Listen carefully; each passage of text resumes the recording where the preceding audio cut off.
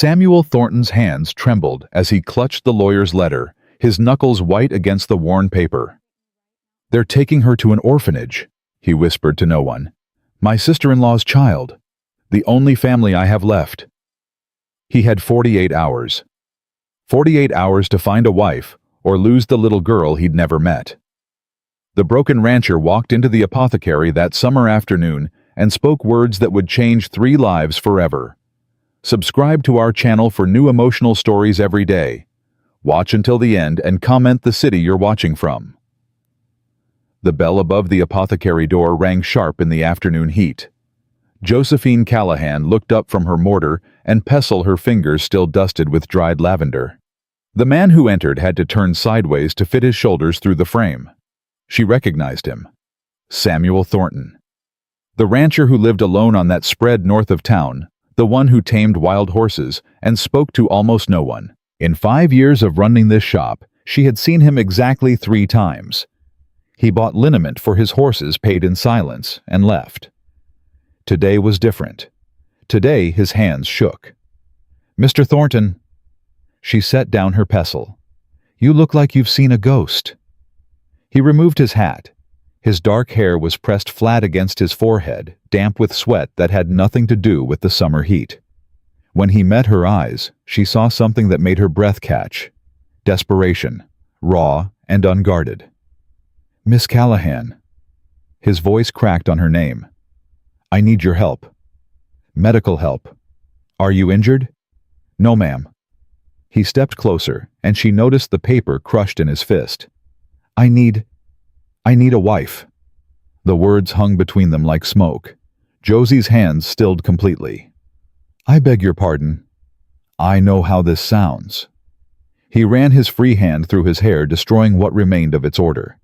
"I know I'm a stranger to you. I know I ain't got the right to ask, but I'm out of time, Miss Callahan. I'm clean out of time." She should have asked him to leave. Any sensible woman would have.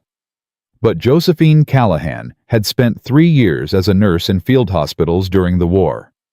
She had learned to read desperation, to distinguish between madness and genuine crisis. This man was not mad. This man was drowning. "Sit down," she said, gesturing to the chair beside her counter. "And start from the beginning." He sat heavily, the chair creaking under his weight. For a long moment he stared at the paper in his hand, as if it might burst into flames. "My wife died," he said finally. 10 years ago. Elizabeth. She died giving birth to our child. The baby didn't survive neither." "I'm sorry." "I ain't looking for pity, ma'am. I'm giving you the facts." He smoothed the paper against his thigh. Elizabeth had a younger sister, Charlotte. Charlotte married a man named Henry Dawes. He wasn't a good man. Hit her, drank, eventually ran off, and left her with nothing. Josie's jaw tightened. "I've known men like that." "Charlotte had a daughter, Clara May. She's 6 years old." His voice dropped. "Charlotte died 2 weeks ago. Fever took her. And before she passed, she told the lawyer that I was Clara's only living kin." He unfolded the paper and held it out. Josie took it, scanning the formal legal language. Her stomach tightened as she reached the relevant passage. "An orphanage in Denver," she murmured. "If I can't provide a proper home, a family." Sam's hands clenched on his knees. "The circuit judge is coming through Copper Springs in 3 days. If I ain't married by then, they're putting her on a train. She'll be gone before I even get to meet her." Josie looked up from the letter. "Mr. Thornton, why me?" "Because you're kind." She blinked. "You don't know me." "I know enough." He leaned forward, intensity burning in his brown eyes. "I've watched you slip extra peppermint to the Hendricks children when their mama can't afford it. I've seen you refuse payment from the widow Perkins. I've heard how you sat up 3 nights with Tommy Walker when he had the croup and you didn't charge his family a cent. That's just common decency." "No, ma'am. That's rare." He shook his head slowly. "I need someone who's gonna be good to Clara. Someone patient. Someone gentle. I ain't got nothing else to offer a wife. My ranch is modest. I ain't a rich man. I barely remember how to hold a conversation. But I need someone who's gonna treat that little girl right." Josie set the letter down carefully. "You're asking me to marry a stranger to mother a child I've never met. I'm asking you to save her life." The words hit her like a physical blow. She thought of another child, a boy of 17 with blood bubbling from his lips reaching for her hand in that field hospital. She thought of the choice she'd made, the medicine she'd given to someone else, the way his eyes had dimmed while she held him. "What's her mother's name?" The question escaped before she could stop it. Sam's expression shifted. The desperation was still there, but something else flickered beneath it.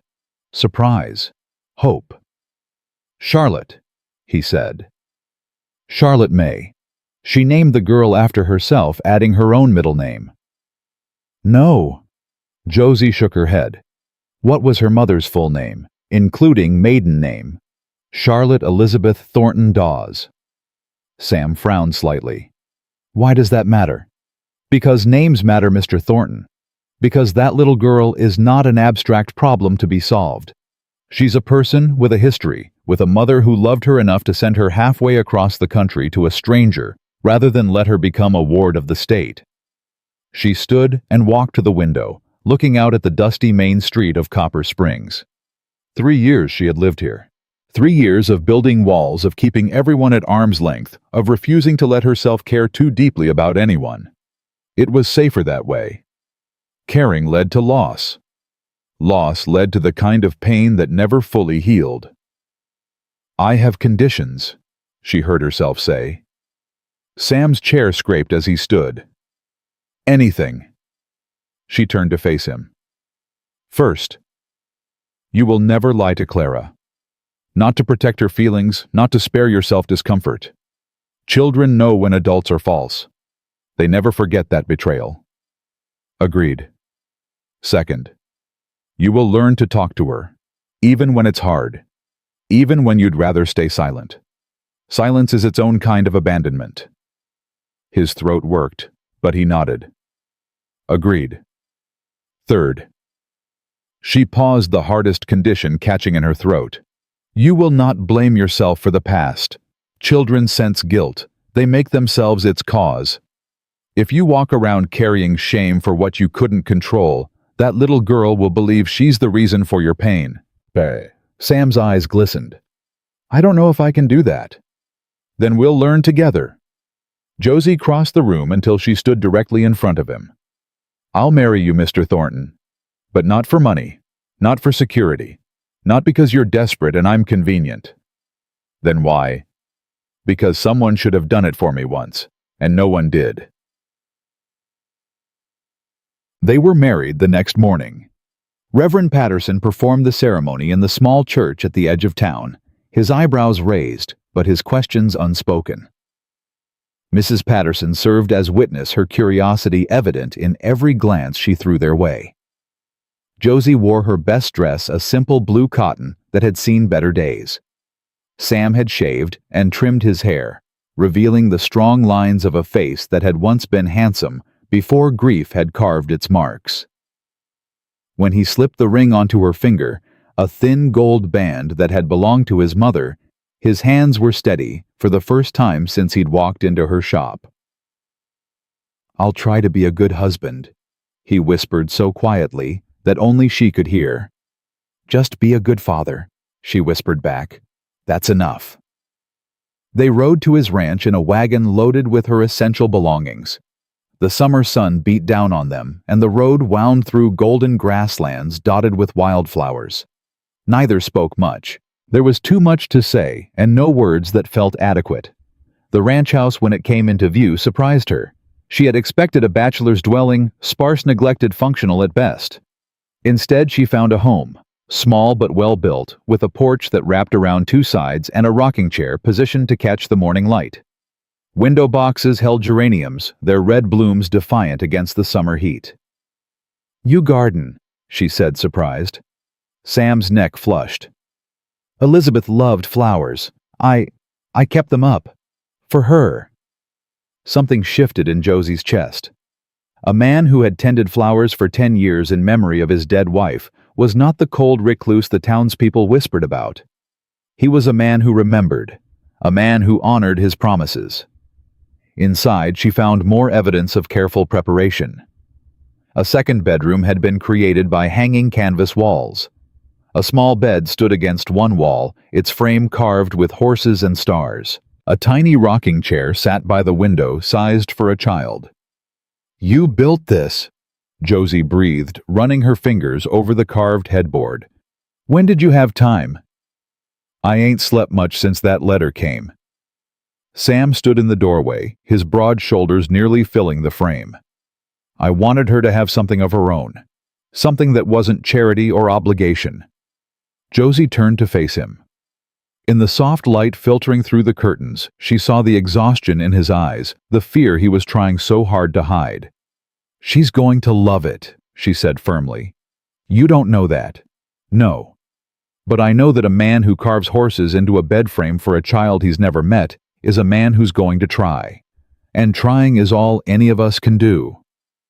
Sam looked away, but not before she caught the gleam of tears he refused to shed. The train was scheduled to arrive at 3 o'clock. By noon, Sam had changed his shirt twice and worn a path in the floor with his pacing. Josie finally grabbed his arm as he passed. "You're going to make yourself sick." "I'm going to fail her." The words burst out of him. "I failed Elizabeth. I failed Charlotte by not checking on her, by not knowing she was struggling.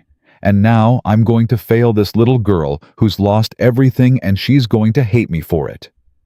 Josie gripped his arm harder. "Look at me." He met her eyes reluctantly. "You did not fail Elizabeth. Women die in childbirth. It's a tragedy, not a failure." She held up her hand when he tried to interrupt. "You did not fail Charlotte. You didn't know. You couldn't have known. And you are not going to fail Clara." "How can you be so sure?" "Because I won't let you." Her voice was fierce. "Because that's why I'm here. Not to cook your meals or clean your house or warm your bed. I'm here to make sure that little girl gets the father she deserves. And I am very, very good at making stubborn men do what's right for their patients." A ghost of a smile crossed Sam's face. "You were a nurse." "In the war. 3 years of field hospitals and dying boys." She released his arm.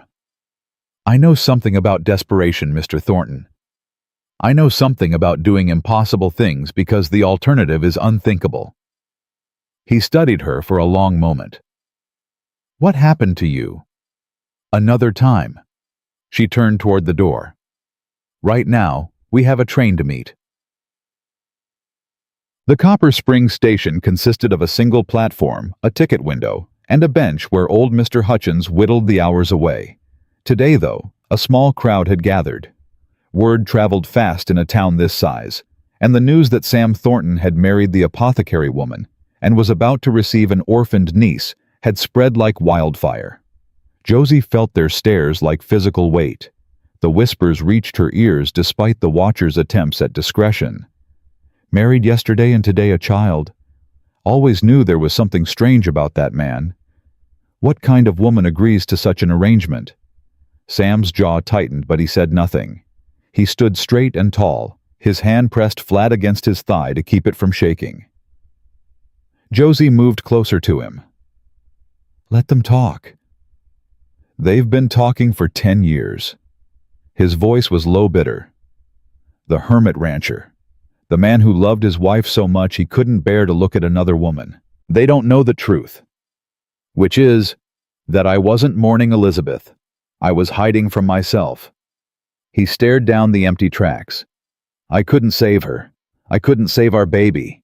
So I ran away to the middle of nowhere and pretended that if I didn't love anyone, I couldn't lose them." Josie's breath caught. It was the most he had said to her since they met. The most honest anyone had been with her in years. "And now?" she asked quietly. "Now a 6-year-old girl is about to step off that train, and she's going to need more than I know how to give." He turned to face her, his brown eyes raw with fear. "I'm terrified, Mrs. Thornton. I'm terrified I'm going to look at her and see everything I lost. Then look at her and see everything you could gain." Josie reached out and took his hand. His fingers were calloused and warm, and they wrapped around hers like a lifeline. "That's what I'm going to do." The train whistle pierced the air. Sam's grip tightened until it almost hurt, but Josie didn't pull away. She understood.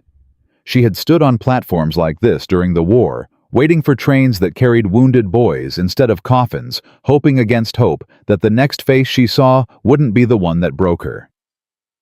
The locomotive rolled into the station with a hiss of steam and a screech of brakes. Passengers began to disembark. A businessman with a leather case. A young couple holding hands. An elderly woman helped down by a porter. And then, a conductor stepped out, reaching back into the car to help a small figure navigate the steep steps. Clara May was tiny for 6. Her dress was black, too large for her frame, clearly borrowed or altered from an adult's garment. Her hair was the color of wheat pulled back in braids that were already coming undone. She clutched a carpet bag almost as big as herself in one hand and a ragged cloth doll in the other. But it was her face that stopped Josie's heart. The child's expression was blank. Carefully, deliberately blank. The practiced emptiness of someone who had learned that hope was dangerous, that showing vulnerability was an invitation for pain. Josie knew that face. She had worn it herself once. The conductor checked his papers, then scanned the platform. "I'm looking for a Mr. Samuel Thornton." "Here." Sam stepped forward, releasing Josie's hand. His voice was rough. "I'm Sam Thornton." The conductor led Clara toward them. The little girl's eyes moved from Sam to Josie to the watching crowd. She did not smile. She did not speak. "This is Clara May," the conductor said unnecessarily. "Papers are in order. She's all yours." And then he was gone, climbing back onto the train, and they were alone with this small, silent child who had just lost everything. Sam dropped to one knee, bringing himself to Clara's eye level. For a long moment, he simply looked at her. "Hello, Clara." His voice was gentler than Josie had ever heard it. "I'm your Uncle Sam. I'm so sorry about your mama." Clara's grip tightened on her doll. "You didn't come to the funeral." The accusation hit like a slap. Sam's breath caught. "No," he said. "I didn't know. The letter took too long to reach me. By the time I found out, she was already gone." He swallowed hard. "If I had known, I would have been there. I swear to you." "Mama said you might not want me." Clara's voice was flat, reciting facts. "She said you might send me away." "Never." The word came out fierce, almost harsh. Sam moderated his tone. "Never, Clara. Your family.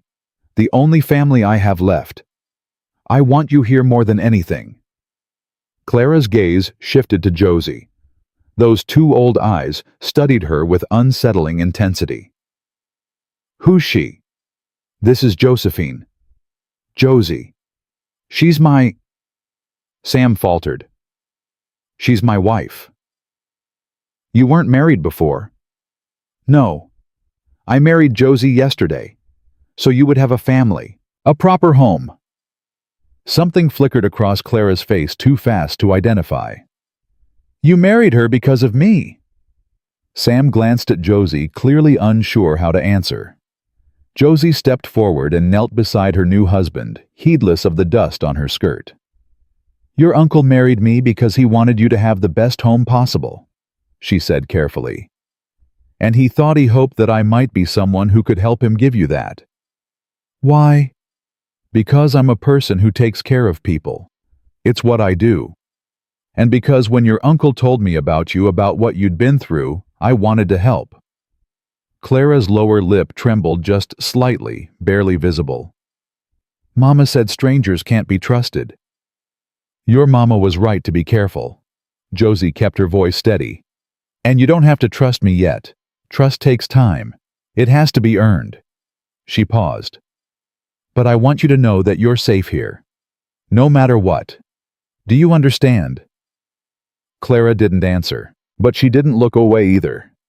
Sam stood slowly, extending his hand. "Would you like to see your new home, Clara?" I built you a room. It's not much, but I hope you'll like it." The child looked at his hand for a long moment. Then, with the gravity of someone making a monumental decision, she shifted her doll to her carpetbag hand and placed her small fingers in his. They walked together to the wagon, the broken rancher, the reluctant bride, and the grieving child who had just been handed to strangers. Behind them, the whispers of Copper Springs followed like shadows. But ahead of them, the road stretched toward the mountains, toward a small ranch house with carved horses on a child's bed and flowers planted for a woman long dead, toward something that might, with time, with patience, with a love they were all afraid to feel, become a family.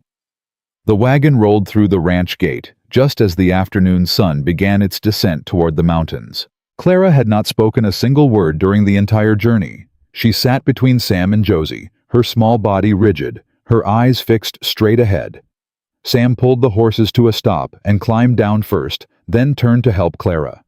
She ignored his outstretched hands and scrambled down on her own, clutching her carpetbag and ragged doll against her chest like armor. "This is it," Sam said quietly. "This is home." Clara's gaze swept over the ranch house, the porch with its rocking chairs, the window boxes with their red geraniums. Her expression revealed nothing. "It's small," she said. Sam flinched as if she had struck him. "It ain't much, but I didn't say it was bad." Clara cut him off, her voice flat. "I said it was small. Our room in St. Louis was smaller. Mama and I shared a bed." Josie stepped down from the wagon and moved to stand beside the child. "Would you like to see your room? Your uncle built it special for you." "Why?" "Because he wanted you to have something of your own." Clara's grip tightened on her doll. "People don't do things for nothing. Mama taught me that. There's always a price." The words hung in the summer air, heavy with a cynicism no 6-year-old should possess. Sam dropped to one knee, bringing himself to Clara's level. "Your mama was right about most people, but not about family. Family don't keep score." "You're not my family." Clara's voice didn't waver. "You're a stranger who married another stranger so you could keep me out of an orphanage. That's not family. That's a business arrangement." Sam's face went pale. Josie saw his hands clench at his sides, saw the struggle in his eyes as he fought to find words that wouldn't come. She stepped in. "You're right, Clara." Both Sam and Clara turned to stare at her. "You're absolutely right," Josie continued calmly. "Right now, we are strangers. We don't know each other. We haven't earned your trust, and we haven't proved we deserve it. But here's the thing about family." She knelt beside Sam, meeting Clara's two old eyes directly. "Family isn't just blood. Family is the people who show up, day after day, even when it's hard, even when you push them away." Clara's lower lip trembled just barely. "And if you don't show up, then we weren't family to begin with, but we're going to show up, Clara, every single day, until you believe it." For a long moment, silence stretched between them. Then Clara turned and walked toward the house without another word. Sam let out a breath he seemed to have been holding for hours. "She hates me. She's terrified." Josie rose and brushed dust from her skirt. "There's a difference." "Is there?" "Yes, hate is certain. Fear is just looking for a reason to hope." She started toward the house. "Come on, she shouldn't be alone in there." They found Clara standing in the doorway of her room, frozen. Her carpetbag had slipped from her fingers and lay forgotten on the floor. Her doll dangled limply from one hand. She was staring at the bed, at the horses and stars carved into the headboard, at the small rocking chair by the window, at the wildflowers Josie had placed on the dresser that morning, their petals bright against the rough wood.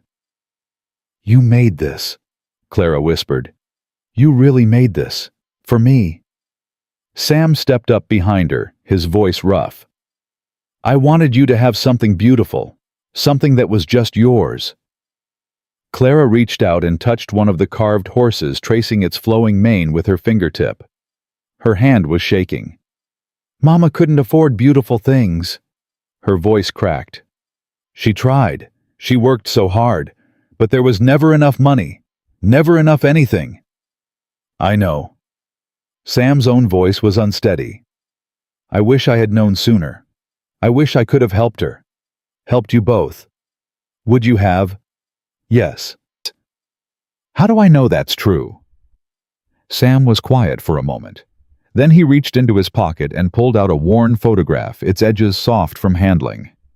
This is your mama, when she was young, before she married Henry Dawes. He held it out to Clara. Elizabeth, my wife, your aunt. She gave me this picture the day we got married.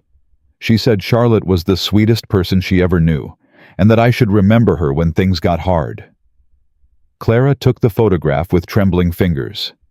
She stared at the young woman's face, her mother's face before grief and poverty had carved their marks. She was pretty, Clara breathed. She was beautiful, just like you. Clara's composure shattered. The tears she had been holding back for weeks, maybe months, broke free. She pressed the photograph against her chest and sobbed, her small body shaking with the force of grief finally released.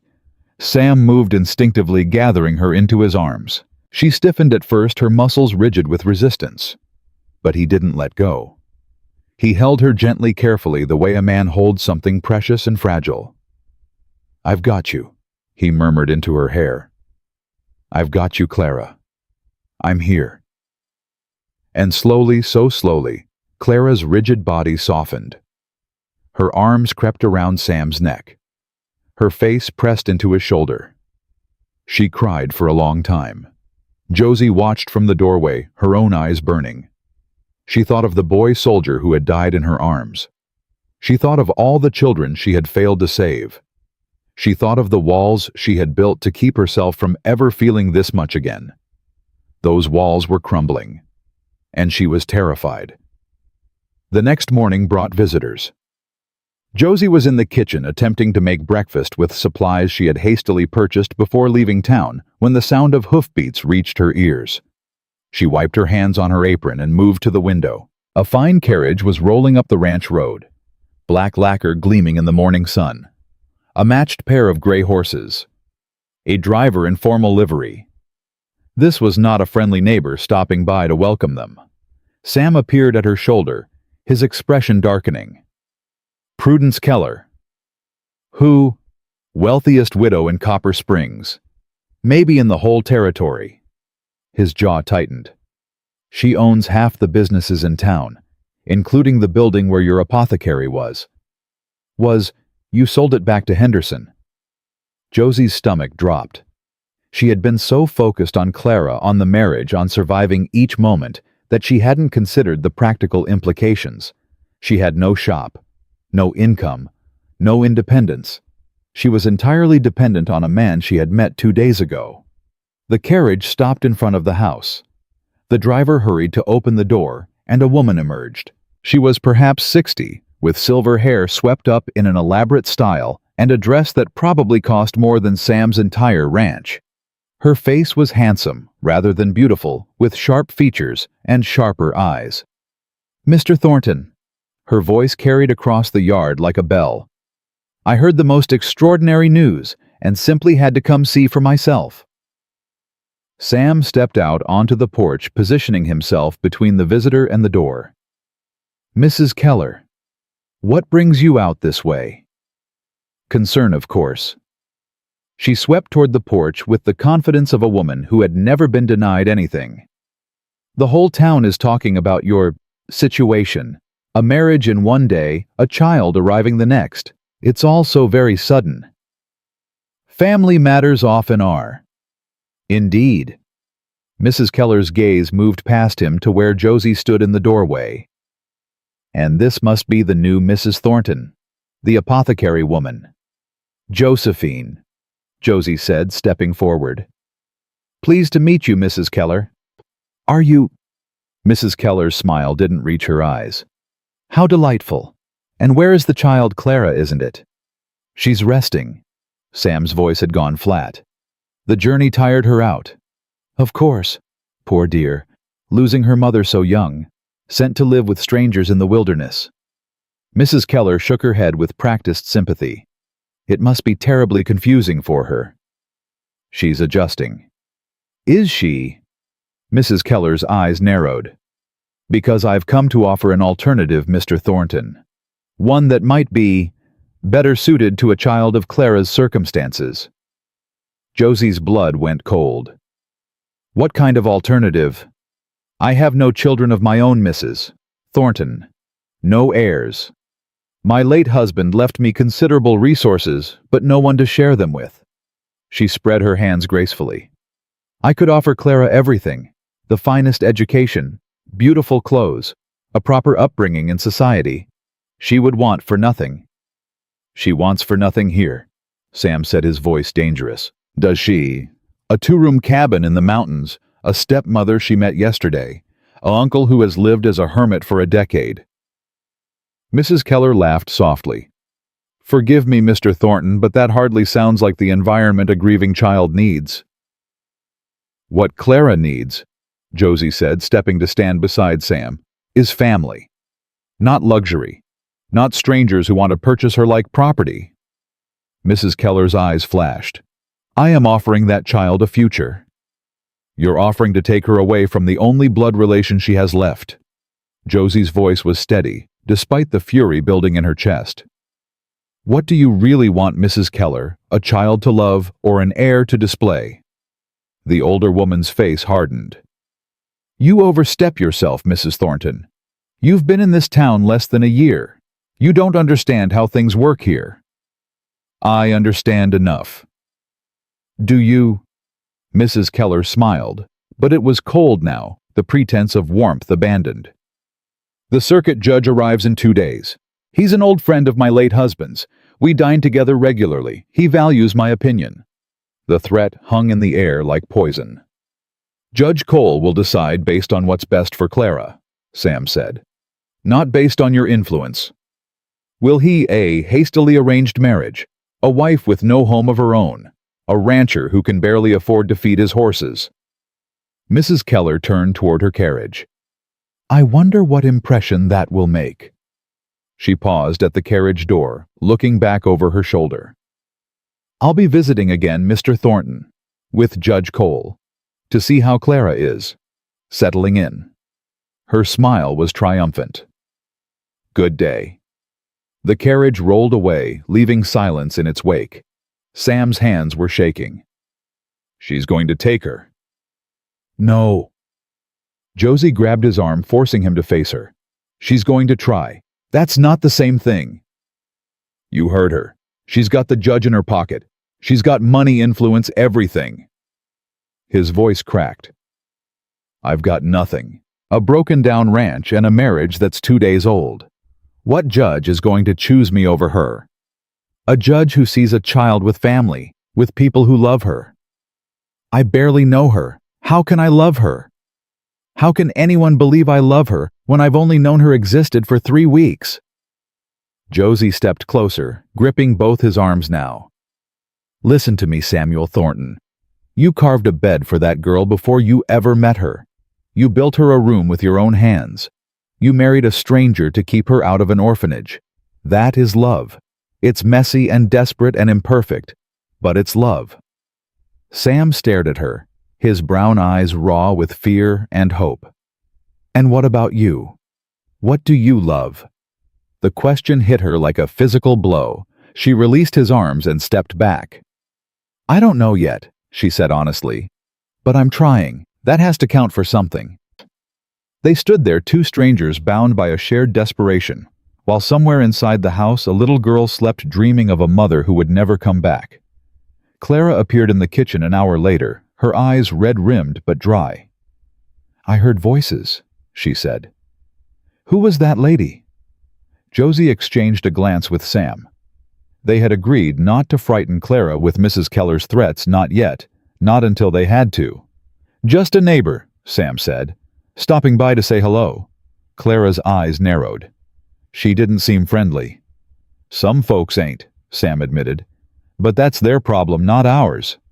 Clara climbed onto a chair at the kitchen table, her bare feet dangling above the floor. She had changed out of the black morning dress into a simple cotton shift that Josie had laid out for her. She looked younger now, more like the child she was supposed to be. Mama always said the mean ones were the loneliest ones. Clara picked at a splinter on the table's edge. She said hurt people hurt people. Your mama was wise, Josie said softly. She was tired. Clara's voice was matter-of-fact. Tired all the time. She worked at the laundry 6 days a week. Her hands bled from the lie. But she never complained. She said complaining was a waste of words. Sam's jaw tightened, but he said nothing. When she got sick, she couldn't work anymore. Clara continued picking at the splinter, her eyes fixed on her fingers. We had to sell things. Her wedding ring, her mama's locket, her good dress, everything except my doll. She said I could keep that because it was the only thing my daddy ever gave me. Your daddy? Sam's voice was careful. Henry Dawes. He wasn't my real daddy. Clara looked up, her gray eyes so like Sam's, meeting his directly. Mama told me the truth before she died. She said Henry Dawes wasn't nothing but a mistake. She said my real daddy was a man who died in a mining accident before I was born. Whoa. The air in the kitchen went still. Sam's face drained of color. What? Mama said my real daddy was named Thomas Brennan. He worked the silver mines in Colorado. Clara's voice was steady, reciting facts she had memorized. She said he was going to marry her, but the mine collapsed and he never came out. She said she was already carrying me when it happened. Josie's mind raced. Charlotte had told Clara a story, a lie perhaps, or a twisted version of the truth to protect her from the shame of abandonment. Henry Dawes wasn't Clara's biological father at all. But if not Henry Dawes, then who? Clara? Sam's voice was strained. Do you know? Did your mama ever say anything else about Thomas, about where he was from or what he looked like? Clara shook her head. Just that he had kind eyes, and that he would have loved me if he'd lived. She paused. Mama said he was Elizabeth's friend first, that Elizabeth introduced them. The room spun around Sam. Josie saw his hands grip the edge of the counter, his knuckles going white. Sam? She moved toward him. What is it? Thomas Brennan. His voice was barely a whisper. Tom.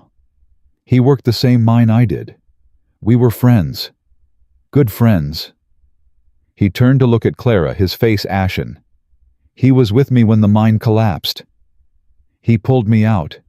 He saved my life. Clara's eyes widened. You knew my daddy? I knew him. Sam's voice cracked. He was the best man I ever knew, and I left him behind. I don't understand. Sam sank into a chair, his legs seemingly unable to support him. The collapse. It happened in stages. First, the timber gave way. Then the ceiling started coming down. Tom and I were working the same shaft. When the first beam fell, it pinned me. Broke my leg, crushed my ribs. He drew a shuddering breath. Tom was behind me, deeper in the tunnel. He crawled through the rubble and pulled me free, dragged me toward the entrance. But the second collapse, he stopped. His hands covered his face. The second collapse cut us off. There was only room for one person to squeeze through to the rescue team. Tom shoved me through the gap. He said he'd find another way out. He told me to keep moving, keep breathing to get to the surface and send help back.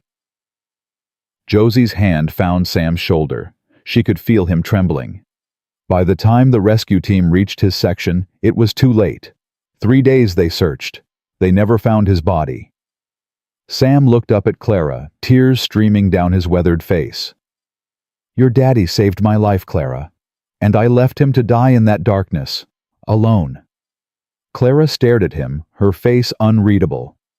That's why you came out here, she said slowly. That's why you hid in the mountains, because you feel guilty. I killed him. I killed your daddy by not being stronger, by not finding another way, by surviving when he didn't.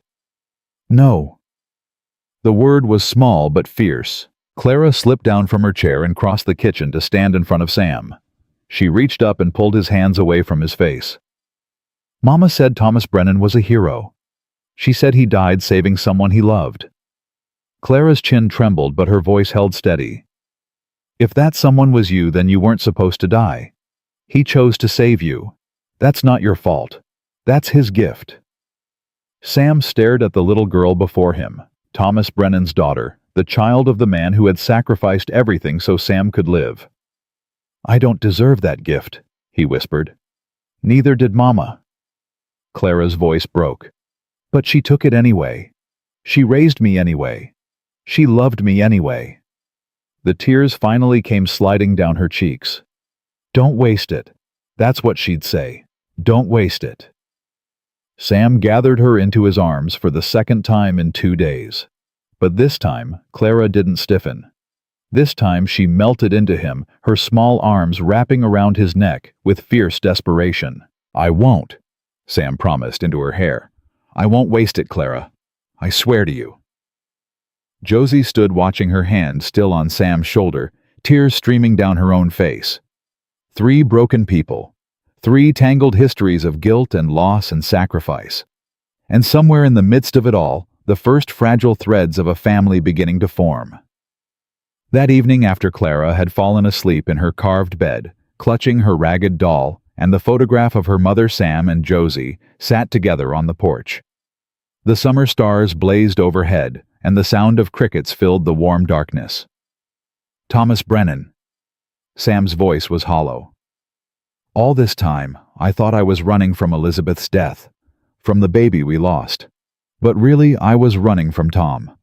From what I owed him and could never repay. You didn't know about Clara. No.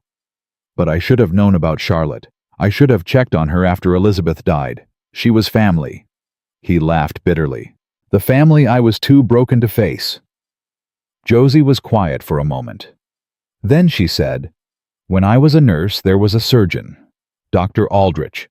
Brilliant man. Arrogant as sin. He saved more lives than anyone I ever knew. Sam turned to look at her. One night, we had too many wounded and not enough supplies. Dr. Aldrich had to choose. He picked the men he thought had the best chance of survival. It was cold calculation. Mathematical. She paused. One of the men he didn't choose was a 17-year-old private named Peter Sawyer. He died before morning. Josie. Peter Sawyer had a younger sister, Sarah, 9 years old. She wrote to me after the war, asking what her brother's last words were. Josie's voice dropped.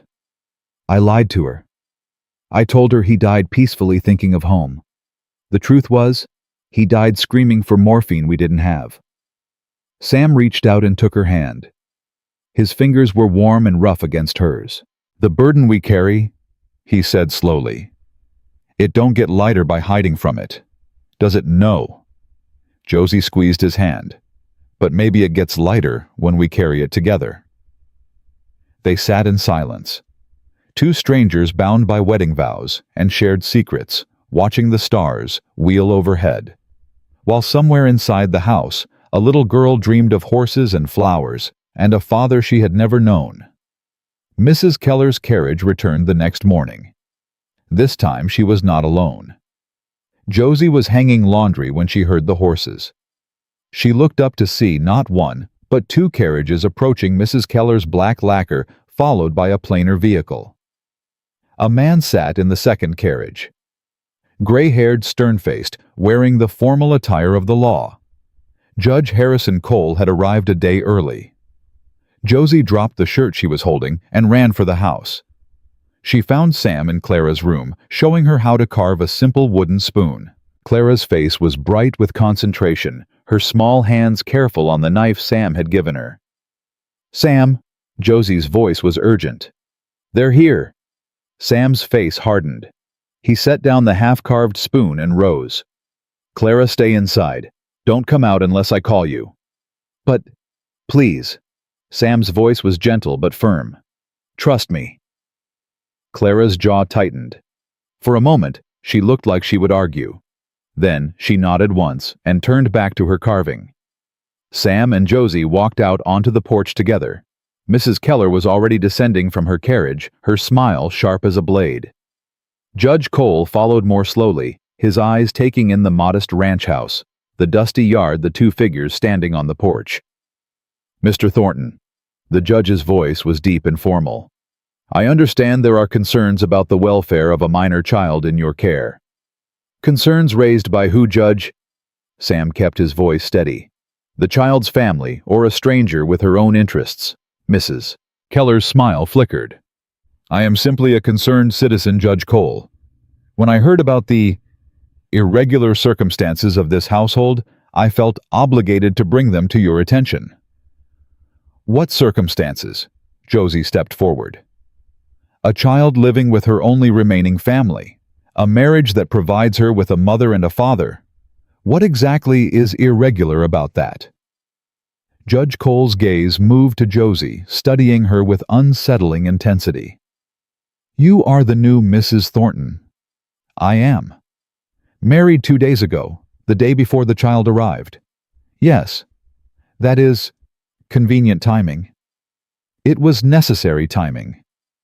Josie met his eyes directly.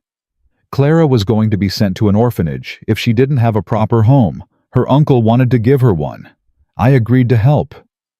Out of the kindness of your heart, out of the knowledge that no child should be without family if family can be found. Mrs. Keller laughed softly. "How noble! A marriage of convenience disguised as charity." "Tell me, Mrs. Thornton, what do you actually know about raising a child?" "I know that children need consistency, patience, honesty, and love." Josie's voice was steel. "I know that money cannot replace any of those things. But money can provide comfort, education, opportunity." Mrs. Keller turned to the judge. "I have offered to take Clara into my home, to raise her as my own, to give her everything a child could want." "Everything except family," Sam said flatly. "I would be her family. You'd be her owner." Sam's hands clenched at his sides. "Clara ain't a pet to be purchased. She ain't an heir to be groomed. She's a little girl who just lost her mama, and she needs people who love her, not people who want to use her." Judge Cole held up his hand, silencing them both. "I will need to speak with the child." Sam's face went pale. "She's been through enough. She don't need to be interrogated. She needs to be heard, Mr. Thornton. Her welfare is my responsibility. I cannot make a decision without understanding her wishes." The judge's voice softened slightly. "I promise you, I am not here to frighten her. I simply want to know what she wants." Sam hesitated. Then he turned and walked into the house. A moment later, he returned with Clara at his side. The little girl's eyes moved from Mrs. Keller to Judge Cole and back again. Her expression was carefully blank, that practiced emptiness Josie recognized too well. "Hello, Clara." Judge Cole crouched down to her level, his formal manner softening. "My name is Judge Cole. I'm here to make sure you're being taken care of properly." Clara said nothing. "Can you tell me how you're feeling? Do you like it here?" Silence. Mrs. Keller stepped forward, her voice sweetly poisonous. "Poor dear. She's obviously overwhelmed. Living with strangers in such primitive conditions." "They ain't strangers." Clara's voice was small but fierce. Everyone turned to look at her. "They ain't strangers," she repeated. "Uncle Sam knew my daddy, my real daddy, Thomas Brennan. He died saving Uncle Sam's life in the mine." She looked up at Sam and something passed between them. "That makes us family." Judge Cole's eyebrows rose. "Is this true, Mr. Thornton?" "It is." Sam's voice was rough. "Tom Brennan was my friend, the best friend I ever had. He pulled me out of that mine collapse and died because of it. I didn't know he and Charlotte. I didn't know about Clara. But now I do. And I aim to honor his sacrifice by raising his daughter right." The judge was quiet for a long moment. Then he turned back to Clara. "And Mrs. Thornton, the woman your uncle married." Clara looked at Josie. Her gray eyes, Tom Brennan's eyes, Sam's eyes, were searching, weighing, deciding. "She reads me stories," Clara said finally. "She braids my hair without pulling. She made biscuits this morning and didn't yell when I burned the first batch." A pause. Mama would have liked her. Josie's breath caught. Judge Cole rose slowly, brushing dust from his knees. His face was unreadable. I will need to observe this household further before making my decision, he announced. I'll return in 1 week. At that time, I will make a final determination about Clara's placement. Mrs. Keller's face contorted with fury. 1 week, Judge Cole, surely you can see. I can see a child who knows her own mind, Mrs. Keller. The judge's voice was firm. I can see a man who built a room for a girl he'd never met. I can see a woman who married a stranger to give that child a home. He turned toward his carriage. I've been a judge for 30 years. I've learned to recognize love when I see it, even when it's new, even when it's awkward, even when it's afraid. He climbed into his carriage without looking back. Mrs. Keller stood frozen, her face a mask of thwarted rage. Then she turned to Sam, her voice low and dangerous. This isn't over, Mr. Thornton. 1 week. Anything can happen in 1 week. She swept toward her carriage and climbed inside. The driver snapped the reins, and she was gone in a cloud of dust. Sam let out a breath he seemed to have been holding for hours. His hand found Clara's shoulder. You didn't have to do that, he said quietly. Stand up for us like that. Clara looked up at him, her expression solemn. Yeah, I did. She paused. Mama said family is the people who show up. You showed up. Both of you. She turned and walked back into the house, leaving Sam and Josie standing on the porch, stunned into silence. Finally, Sam spoke. She called us family. She did. Does that mean she trusts us? Josie watched Clara's small figure disappear into the house. It means she's starting to. But trust is like a wild horse, Sam. You can't force it. You have to earn it 1 day at a time. Sam nodded slowly. 1 week. 1 week, Josie agreed. Somewhere in the house, Clara began to hum. It was a soft sound, almost inaudible, but it was there. The first music they had heard from her since she arrived. The humming stopped 3 days later.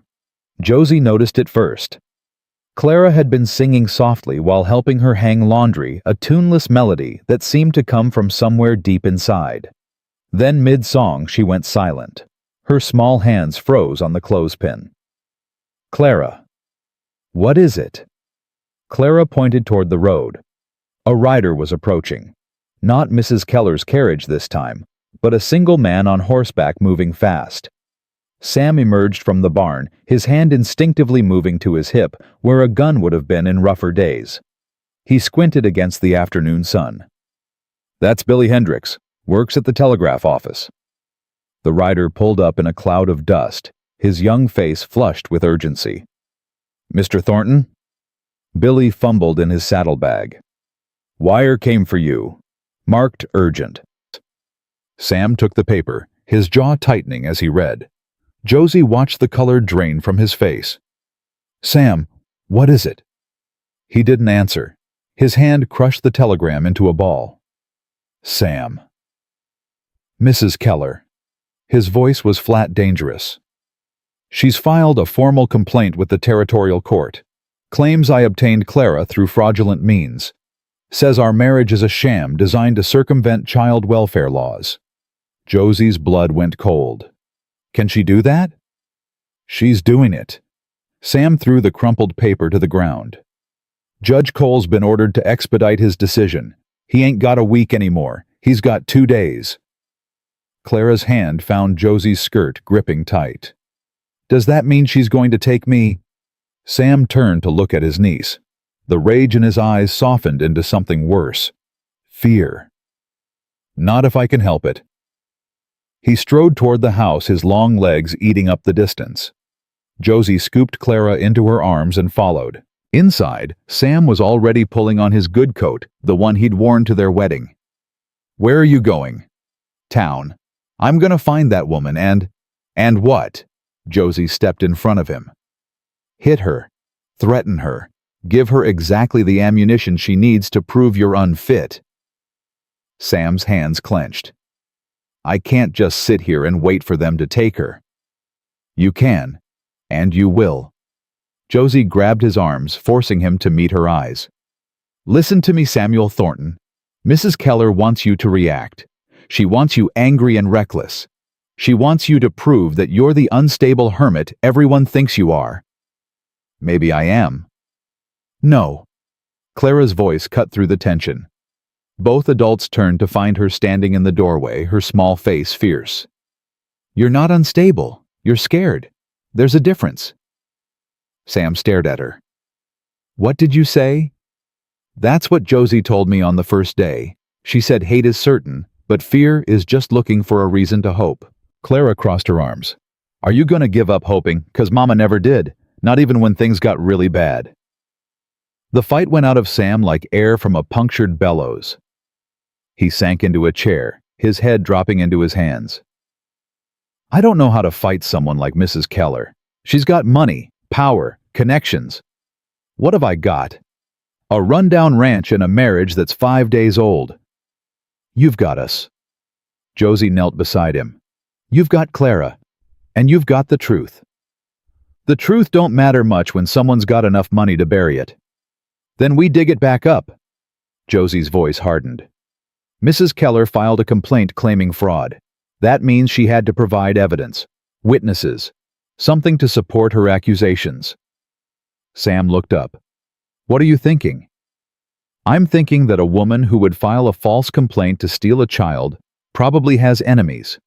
People she's crossed before, people who might be willing to talk. That's dangerous. So is losing Clara. Josie stood. I'm going to town. I know people there, patients I've treated, folks who trust me. I'll go with you. No, you stay here with Clara. If anyone comes, you need to be here to protect her. She paused. And Sam, don't open the door for anyone you don't know. Not anyone. She was already reaching for her shawl when Clara's voice stopped her. What if you don't come back? Josie turned. The little girl's face was pale, her eyes too large in her thin face. I'm coming back. That's what Mama said when she went to the doctor that last time. Clara's voice trembled. She said she'd be right back, but she never came home. Josie crossed the room and knelt in front of Clara. She took the child's small hands in her own. I am not your Mama Clara. I can't replace her and I won't try. But I'm making you a promise right now, and I need you to hear it. She waited until Clara's eyes met hers. I will fight for you. I will come back to you, and I will never ever leave you without saying goodbye first. Do you understand? Clara searched her face for a long moment. Then slowly, she nodded. Okay. Okay. Josie squeezed her hands and stood. I'll be back before dark. The ride to Copper Springs took an hour. Josie pushed her horse harder than she should have, her mind racing through possibilities. Mrs. Keller had power, yes. But power created resentment. And resentment created allies. Her first stop was the boarding house where she had rented a room before selling her apothecary. Mrs. Beatrice Whitmore answered the door, her face lighting up with surprise. Josie Callahan, or should I say, Mrs. Thornton now. The older woman's eyes sparkled with curiosity. Come in, come in. I heard about your marriage. The whole town's been buzzing. I'm sure they have. Josie stepped inside. I need your help, Beatrice. The sparkle faded. What kind of help? Information about Mrs. Prudence Keller. Beatrice's face went pale. That's dangerous ground, Josie. I know, but she's trying to take Clara away from us. She's filed a false complaint with the territorial court. False? Beatrice's eyes sharpened. How do you know it's false? Because I was there, Beatrice. I married Sam Thornton because I wanted to help a grieving child find family. There was no fraud, no deception. Just two people trying to do right by a little girl who's lost everything. Beatrice was quiet for a long moment. Then she sighed and gestured toward the parlor. Sit down. I'll make tea. The story came out slowly in fragments and whispers. Beatrice had lived in Copper Springs for 30 years. She had watched Prudence Keller rise from a shopkeeper's daughter to the wealthiest widow in the territory. Her husband, Marcus Keller, he made his money in mining, same mines where Tom Brennan died, matter of fact. Beatrice's lips tightened. Except Marcus didn't die in the collapse. He was one of the owners. Some folks whispered that he knew those tunnels weren't safe, that he'd been warned, but he sent men down anyway because there was silver to be had. Josie's heart hammered. Are you saying Marcus Keller was responsible for Tom Brennan's death? I'm saying there were questions that never got answered. Marcus died of apoplexy 2 years after the collapse. Some folks said it was guilt, others said it was drink. Beatrice shrugged. Either way, Prudence inherited everything, and she's been spending the last 8 years trying to buy respectability. By adopting a child. By adopting the right child. A pretty little girl with no family to ask questions. A child she can mold into the perfect heir. Beatrice leaned forward. Prudence Keller has no interest in loving that child, Josie. She wants a possession, a legacy, something to prove she's more than Marcus Keller's widow. Josie's mind raced. Who else knows this about Marcus and the mines?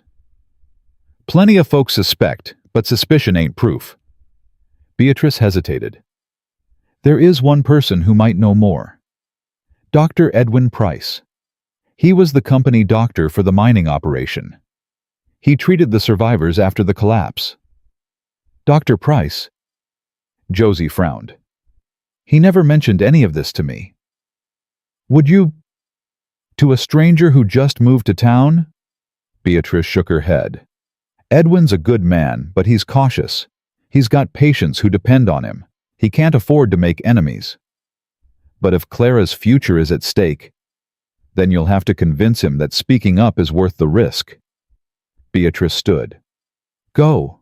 Talk to him. But Josie, be careful. Prudence Keller don't take kindly to people digging into her past, and she's got a long memory for grudges. Dr. Price's office was on the edge of town, a small building that doubled as his residence. Josie knocked 3 times before the door opened. The doctor was older than she'd expected, perhaps 60, with kind eyes and hands that trembled slightly with age. He recognized her immediately. Mrs. Thornton, or should I still call you Miss Callahan? He stepped aside to let her enter. I heard about your marriage. Quite the talk of the town. I imagine so. Josie didn't waste time on pleasantries. I need your help, Dr. Price. Mrs. Keller is trying to take Clara away from us. His face tightened. I heard. I've also heard that you were the company doctor for the Keller mining operation, that you treated survivors of the collapse that killed Thomas Brennan. Dr. Price went very still. Who told you that? Does it matter? What matters is whether it's true. He was quiet for a long moment. Then he turned and walked deeper into his office. Josie followed. I was young when Marcus Keller hired me, he said finally. Desperate for work. I didn't ask questions about safety protocols or working conditions. I just patched up the men who got hurt and collected my pay. And the collapse. It was a catastrophe. His voice dropped. 14 men went down into that mine the day of the cave-in. Only 6 came out. Tom Brennan was one of the ones who didn't make it. What caused it? Officially, an act of God. Unstable rock formations, they said. Nothing anyone could have predicted. He paused. Unofficially, Marcus Keller had been warned. The foreman told him the support beams needed replacing. Marcus said they'd do it after they finished extracting the current vein. So he knew. He knew the mine was dangerous and he sent men down anyway. I can't prove that. Dr. Price's voice was barely above a whisper. But yes, I believe he knew. Why didn't anyone speak up after the collapse? Because Marcus Keller owned half the town. Because the widows and orphans of the dead men needed the compensation payments he offered. Because speaking up meant losing everything. His eyes met hers. And because I was a coward, Mrs. Thornton. I told myself it wasn't my place, that I was just a doctor, that the truth wouldn't bring those men back. Josie's hands clenched at her sides. It might not bring them back, but it could save Tom Brennan's daughter. Dr. Price stared at her. What? Clara May, the child Mrs. Keller is trying to take. She's Tom Brennan's daughter, his only child. Josie stepped closer. Prudence Keller is trying to steal the orphan of a man her husband killed through negligence, and she's using the law to do it. The doctor's face went gray. I didn't know. I had no idea Tom had a child. Neither did anyone else. His relationship with Charlotte was secret. But Sam Thornton, the man I married, he knows. He was there when Tom died. Tom saved his life. Dr. Price sank into a chair. His trembling hands covered his face. All these years, he murmured, all these years I've carried this guilt. And now you're telling me it's not over. It's never been over. It doesn't have to continue. Josie knelt beside him. You can help us, Dr. Price. You can tell Judge Cole what you know about Marcus Keller and the mines. You can explain why Prudence Keller has no business raising the child of a man her husband essentially murdered. She'll destroy me. She'll take everything I have. Maybe. Or maybe she'll finally face the consequences of her husband's actions. Josie's voice hardened. I'm not asking you to be a hero, Dr. Price. I'm asking you to be the man you wished you'd been all those years ago. I'm asking you to stop being a coward. He flinched as if she had struck him. For a long moment, the only sound was the ticking of his clock. Then slowly, Dr. Price lowered his hands. The judge. When is his decision? 2 days. He nodded slowly. Give me until tomorrow morning. I need to prepare. There are documents, records from the mining operation that I kept even though I shouldn't have. He met her eyes. I'll do it, Mrs. Thornton. God help me, I'll do it. The sun was setting when Josie finally returned to the ranch. She pushed through the door breathless and exhausted to find Sam pacing the kitchen floor and Clara asleep in her chair, her head pillowed on her arms. You're back. Sam's voice was hoarse with relief. I was starting to think, I found something. Josie grabbed his arm and pulled him toward the door, lowering her voice. Marcus Keller, Prudence's husband. He owned the mine where Tom Brennan died. Sam's face went blank with shock. What? The collapse. It wasn't an accident. Marcus Keller knew the supports were failing. He sent men down anyway. Josie's eyes burned with fierce satisfaction. Dr. Price was the company doctor. He has records. He's willing to testify. Sam staggered back a step. You're telling me that woman, the woman who wants to take Clara, her husband is responsible for killing Clara's father? Yes. And she knows. She has to know. That's why she wants Clara. Josie's voice dropped. Think about it, Sam. If Clara is raised by Prudence Keller, she never learns the truth. She becomes part of the Keller family, the Keller legacy. The sins of Marcus Keller get buried with his victims. Sam's hands shook. I'm gonna kill her. No, you're going to beat her. Josie grabbed his face, forcing him to focus. Not with violence, with truth. Tomorrow, Dr. Price is going to tell Judge Cole everything. About the mines, about Marcus Keller, about why Prudence Keller has no right to that child. What if the judge doesn't believe him? Then we find another way. But we don't give up Sam, not ever. Not when Clara's future is at stake. Sam closed his eyes. His breath came in ragged gasps. Then slowly his hands found Josie's shoulders. I don't deserve you, he whispered. Probably not. Her voice softened. But you're stuck with me now. They stood there in the fading light, two people who had been strangers a week ago, bound together by circumstance and choice. From the kitchen, Clara's voice drifted out soft and sleepy. Are you going to stand out there all night, or are you going to come eat supper? Josie laughed despite everything. Sam managed a weak smile. Coming, he called back. They walked inside together. The morning brought chaos. Josie woke to the sound of horses. multiple horses. She threw on her dress and rushed outside to find 3 men on horseback, their badges glinting in the early light. Deputy marshals. Sam was already on the porch, his face grim. Clara stood behind him, her small hand gripping the back of his shirt. Samuel Thornton.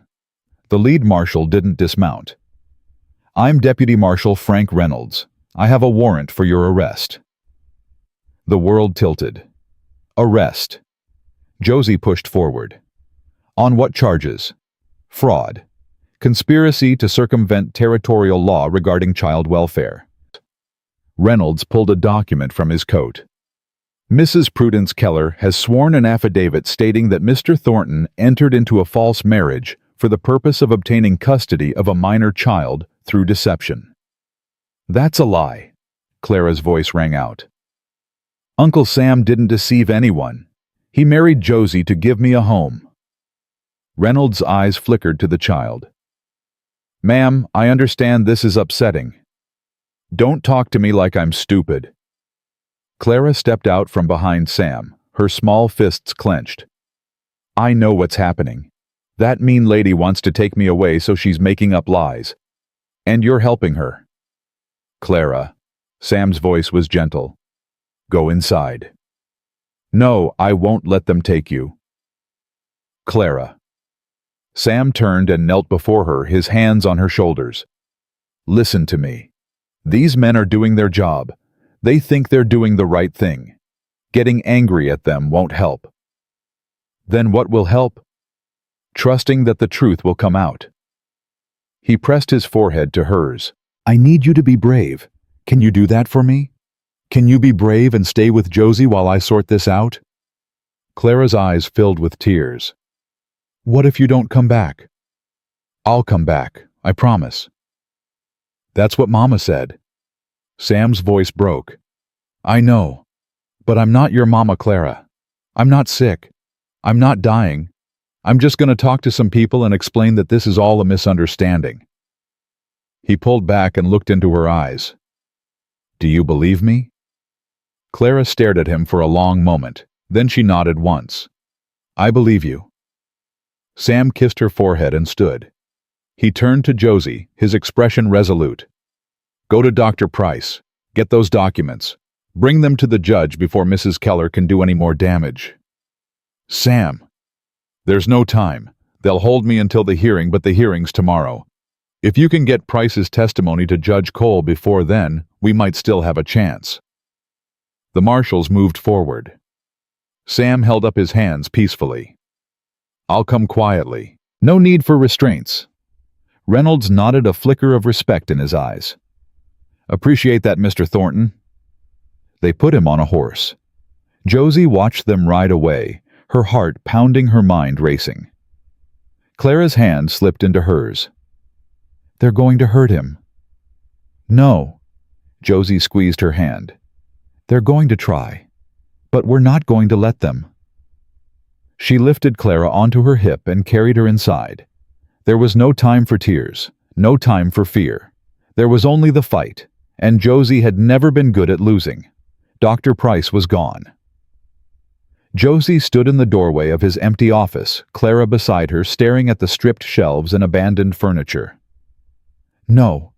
The word escaped her lips. No, no, no. A neighbor came out to investigate the commotion.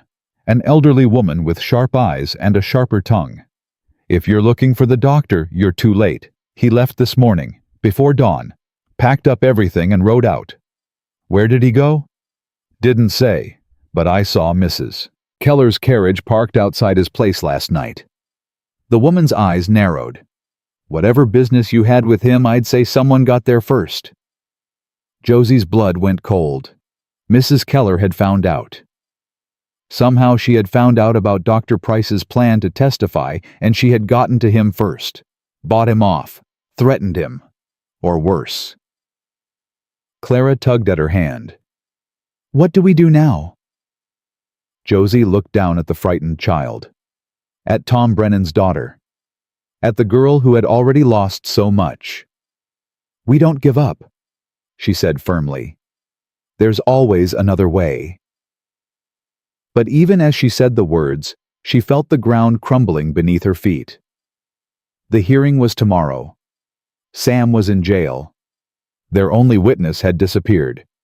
And Mrs. Prudence Keller was winning. Josie was not a woman who prayed often. She had seen too much death, too much senseless suffering to trust in a God who let children die and evil prosper. But as she stood in that empty office with Clara's hand in hers, she found herself whispering words she hadn't spoken in years. "Please, help us. Help her." A voice answered, "The Lord helps those who help themselves, child." Josie spun. An old woman stood in the doorway. Weathered face, steel gray hair, eyes that had seen a century of pain and still burned with defiance. "Who are you?" "My name is Agnes Brennan." The woman stepped forward, her gaze fixed on Clara. "And I believe you're looking for information about my son." Clara's hand tightened on Josie's. "Your son, Thomas Brennan." Agnes's voice cracked. "The boy I raised. The man who died in that God-forsaken mine." Her eyes filled with tears. "The father you never knew." Clara stared at the old woman. Her face went pale. "You're my grandmother." "I am." Agnes reached out a trembling hand. "And I've been looking for you for 6 years." Clara's hand slipped from Josie's grip. The little girl stood frozen, staring at the old woman in the doorway. "You're lying." Agnes Brennan flinched as if struck. "Child, I would never. Mama never said anything about a grandmother. She told me about my daddy, about Uncle Sam, about Aunt Elizabeth. But she never mentioned you." Clara's voice cracked. "If you were real, why didn't you come? Why didn't you help us when Mama was dying?" Agnes's weathered face crumpled. "I didn't know. God help me, Clara. I didn't know where Charlotte was. After Thomas died, she vanished, changed her name, married that worthless Dawes fellow. I spent years trying to find her." "Then how did you find me now?" "The lawyers. When Charlotte passed, the lawyers sent notices to any living relatives they could locate. It took weeks for the letter to reach me in Kansas." Agnes stepped closer, her hands trembling. "I came as fast as I could. I've been in Copper Springs for 3 days trying to find you, trying to figure out where you'd gone." Josie's mind raced. "Why didn't you come to the ranch?" "Because I didn't know there was a ranch." Agnes's eyes met hers. "All I knew was that my granddaughter was supposed to go to a man named Samuel Thornton. But when I got here, the whole town was buzzing about arrests and custody hearings and that Keller woman trying to take the child." "You know about Mrs. Keller?" Agnes's expression hardened into something cold and dangerous. "I know about her husband. I know what Marcus Keller did to my son." Clara stepped forward. "What did he do?" Agnes's gaze dropped to the child. The hardness melted into grief. "Your daddy was the bravest man I ever knew, Clara. When that mine started collapsing, he could have run, could have saved himself. But there was a man trapped in the shaft, a friend of his, Sam Thornton." Her voice caught. "Thomas went back. He pulled Sam free. And then the ceiling came down, and my boy never came out." Josie watched Clara's face, watched the child absorb this information, adding it to what she already knew. "Uncle Sam told me," Clara said quietly. "He told me my daddy saved his life." Agnes nodded slowly. "Sam Thornton was a good man. Thomas wrote me about him before the accident. Said Sam was going to marry a girl named Elizabeth. Said they'd all be neighbors someday, raising their children together." Her voice broke. "That was the last letter I ever got from my boy." Clara crossed the distance between them. She stopped in front of Agnes, her small face tilted up. "If you're my grandmother, prove it." Agnes stared down at her. Then slowly she reached into the pocket of her worn dress and pulled out a small object. A locket. She pressed the catch and it sprang open, revealing 2 tiny photographs. One was a young man with dark hair and familiar gray eyes. The other was a young woman with Clara's wheat-colored curls. "That's your daddy when he was 18, And that's your mama the day they met. Agnes's voice was barely a whisper. I've carried this locket every day since Thomas died. It's all I have left of him. Of them. Clara stared at the photographs. Her lower lip trembled. He looks like me. You have his eyes. Agnes knelt, bringing herself to Clara's level. And his stubborn chin. And his habit of asking hard questions. Clara reached out and touched the tiny photograph of her father. Her fingers were shaking. I never saw his face before. Mama didn't have any pictures. She said they were all lost. They weren't lost. Charlotte sold them. When times got hard, she sold everything she had from her old life. Everything except you. Agnes closed the locket and pressed it into Clara's hands. This belongs to you now. It should have come to you a long time ago. Clara clutched the locket to her chest. For a moment she looked like she might cry. Then her expression hardened with determination that seemed far too old for her 6 years. We have to save Uncle Sam. Josie stepped forward. Agnes, you said you know about Marcus Keller. About what he did. I know everything. Agnes rose to her feet. After Thomas died, I spent 2 years investigating. Talking to survivors. Collecting evidence. I was going to take Marcus Keller to court, expose him for the murderer he was. What stopped you? Agnes's face went blank. He died before I could. Dropped dead of apoplexy at his dinner table. And his widow inherited everything, including the protection his money could buy. But the evidence you gathered? I still have it. Agnes's eyes glinted. Every document, every testimony, every letter. I kept it all waiting for the day it might matter. Josie grabbed her arm. It matters now. Mrs. Keller is trying to take Clara. She's had Sam arrested on false charges. If we can prove what Marcus Keller did, if we can show the judge what kind of family the Kellers really are, then Prudence Keller loses her claim to Clara. Agnes nodded grimly. And my son finally gets justice. Clara tugged at Josie's skirt. But the hearing is tomorrow. How do we get the evidence in time? I brought everything with me. Agnes moved toward the door. When I heard about the custody fight, I knew I'd need proof. It's all at the boarding house. Every piece of paper that proves Marcus Keller sent my boy to die. Josie's heart pounded. Then we need to get it to Judge Cole. Tonight. What about Uncle Sam? Clara's voice was urgent. We can't leave him in jail. First, we secure the evidence. Then we get Sam released. Josie took Clara's hand. One step at a time. That's how we win this. They moved through the streets of Copper Springs as the afternoon shadows lengthened. Agnes led them to the boarding house up a narrow staircase to a small room at the end of the hall. Inside, a battered trunk sat at the foot of the bed. Agnes knelt and opened it, revealing stacks of papers, letters, and documents yellowed with age. This is everything. Mining reports showing the unsafe conditions, letters from the foreman warning Marcus Keller about the failing supports, testimonies from survivors who saw the collapse firsthand. She pulled out a leather folder. And this, the company doctor's original report before Marcus Keller paid him to write a false one. Josie's hands trembled as she took the folder. Dr. Price. He was supposed to testify, but Mrs. Keller got to him first. Edwin Price was always weak. Agnes's voice was contemptuous. But his original report tells the truth, and I have a copy. Clara peered into the trunk. Is that Daddy's handwriting? Agnes lifted a bundle of letters tied with faded ribbon. These are his letters to me, the last ones he ever wrote. In them, he talks about the mine, about his concerns about what he saw. Her voice caught. He knew something was wrong. He just didn't know it would kill him.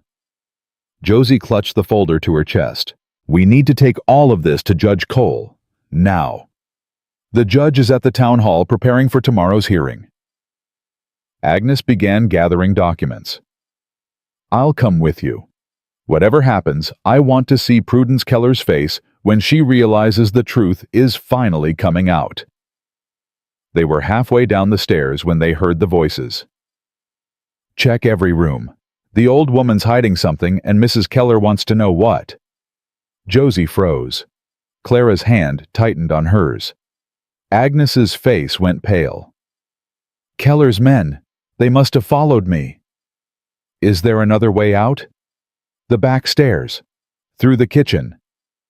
They moved silently down the narrow hallway, Clara pressed between them. The voices grew louder behind them, men's boots on wooden floors, doors being thrown open. Agnes pushed through the kitchen door. A startled cook looked up from her stove. Mrs. Brennan, what in the— No time, just act like you haven't seen us. They slipped out the back door into the alley. Josie's heart hammered against her ribs. The folder of evidence felt like it weighed 1,000 pounds. The town hall is 3 blocks west, Agnes whispered. If we cut through the livery— There she is. Josie spun. 2 men stood at the mouth of the alley, their faces hard with intent. Run, Agnes said. Take Clara and the evidence. I'll hold them off. I won't leave you. You don't have a choice. Agnes pushed them toward the opposite end of the alley. That child is all I have left of my son. Protect her.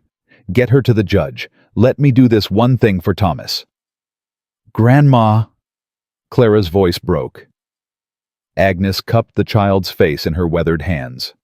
I found you, Clara May. After all these years, I finally found you. Now let me make sure no one ever takes you away. She turned and walked toward the approaching men, her spine straight, her head high. Josie grabbed Clara and ran. They burst out of the alley onto the main street. Josie scanned desperately for the town hall for anyone who might help. Mrs. Thornton. Sheriff Thomas Harker stood across the street, his hand on his gun belt. What in tarnation is going on? Sheriff. Josie dragged Clara toward him. Mrs. Keller's men are chasing us. They're trying to destroy evidence. Harker's face hardened.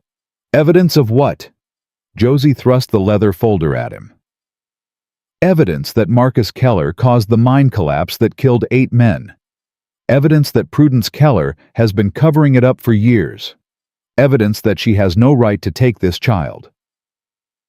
Harker stared at the folder, then at Clara, then back at Josie. You're sure about this? Read it yourself. But please, Sheriff.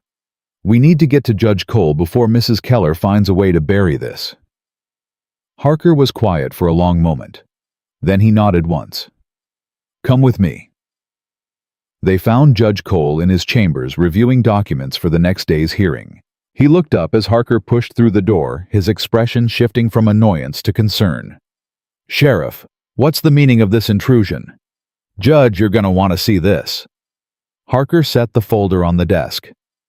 Mrs. Thornton here has evidence that changes everything about the Keller custody case. Judge Cole's eyes moved to Josie, then to Clara, who stood clutching her grandmother's locket as if it were a lifeline. Evidence? What kind of evidence? The kind that proves Prudence Keller's husband was a murderer. Josie stepped forward, her voice steady despite her racing heart. The mine collapse that killed Thomas Brennan, Clara's father, it wasn't an accident. Marcus Keller knew the supports were failing. He was warned by his foreman, by his company doctor. He sent men down anyway because there was silver to be had. Judge Cole opened the folder and began to read. His face grew progressively paler with each page. These documents, where did they come from? From Agnes Brennan, Thomas Brennan's mother, Clara's grandmother. Josie's voice caught. She spent years gathering evidence against Marcus Keller. She was going to take him to court. But he died before she could. And now Mrs. Keller is trying to steal the daughter of the man her husband killed. The judge was silent for a long moment. Then he set down the papers and looked at Clara. Child, do you understand what's happening here? Clara met his eyes directly. Yes, sir. That lady wants to take me away from Uncle Sam because she thinks money means she gets whatever she wants. But my daddy died saving Uncle Sam's life. That makes us family. Real family. Not the kind you can buy. Judge Cole's expression softened. Where did you learn to speak so plainly? My mama taught me. She said words are precious and shouldn't be wasted on lies. The judge turned to Harker. "Sheriff, I want Samuel Thornton released immediately. The charges against him were clearly fabricated to influence these proceedings." Harker nodded and strode from the room. "What about Mrs. Keller?" Josie asked. "She'll try something else. She won't stop until—" "Mrs. Keller will face consequences for her actions." Judge Cole's voice was steel. "Filing false charges, attempting to obstruct justice, conspiracy to destroy evidence." He paused. "I'll need to speak with Mrs. Brennan as well. Where is she?" Josie's stomach dropped. "She stayed behind, to hold off Keller's men while we escaped." Judge Cole rose immediately. "Sheriff," but Harker was already gone. The next hour was agony. Josie sat in the sheriff's office with Clara waiting for news. Clara held her locket so tightly that Josie worried she would cut her palm on its edges.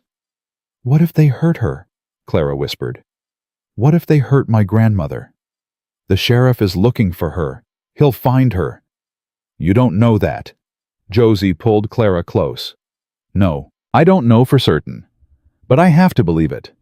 I have to believe that good people win sometimes. That the truth matters.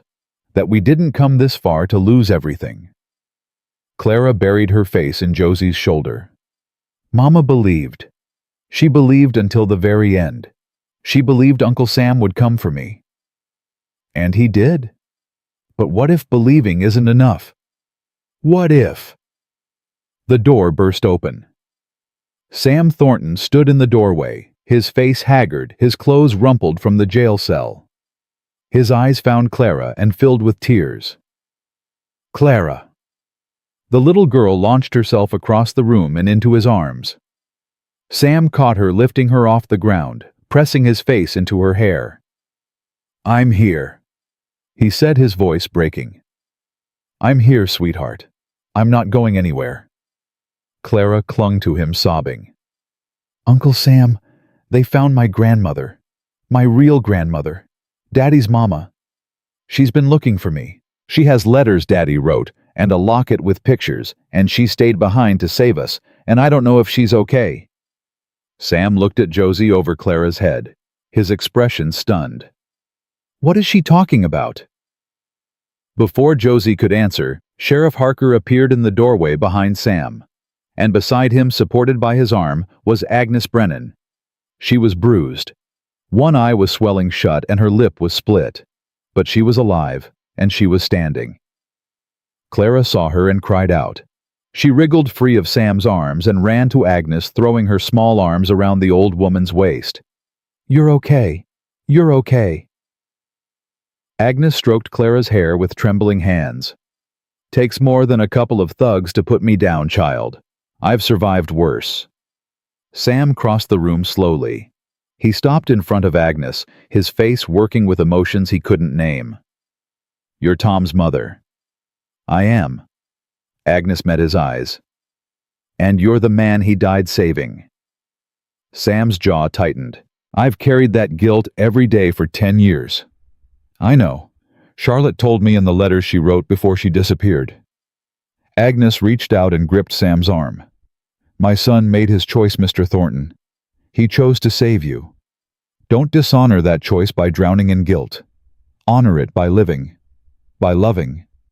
She glanced at Clara. "By raising his daughter." Sam's eyes glistened.